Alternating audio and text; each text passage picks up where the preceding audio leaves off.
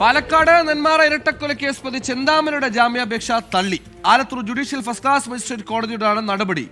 മുൻകൂർ നോട്ടീസ് നൽകാതെയുള്ള അറസ്റ്റിന് നിയമസാധുതയില്ല എന്നതുൾപ്പെടെ വ്യക്തമാക്കി അഭിഭാഷകൻ വാദിച്ചെങ്കിലും കോടതി ഒന്നും അംഗീകരിച്ചില്ല.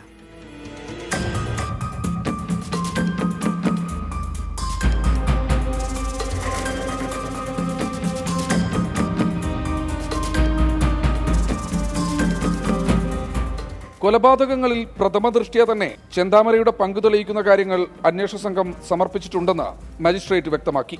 അറസ്റ്റ് നടപടികളിൽ പിഴവുണ്ടെന്ന വാദം ജാമ്യം നേടാനുള്ള വഴിയല്ലെന്നും Alathur first class judicial magistrate കോടതി. അഭിഭാഷകൻ ജേക്കബ് മാത്യു മുഖേനയാണ് കോടതിയിൽ ചെന്താമര ജാമ്യാപേക്ഷ നൽകിയത്. ഇയാൾ ജാമ്യം നേടി പുറത്തിറങ്ങിയാൽ കൊലപാതകങ്ങൾ ഇനിയും ഉണ്ടാകുമെന്ന് പ്രോസിക്യൂഷൻ കോടതിയിൽ വാദിച്ചിരുന്നു. ഇരട്ടക്കൊലക്കേസിൽ റിമാൻഡിലുള്ള ചെന്താമര വിയ്യൂർ ജയിലിൽ കഴിയുകയാണ്. ജനുവരി 27-നാണ് വ്യക്തിവൈരാഗ്യം മൂലം അയൽവാസിയായ സുധാകരന്റെ അമ്മ ലക്ഷ്മി എന്നിവരെ ചെന്താമര വെട്ടിക്കൊലപ്പെടുത്തിയത്.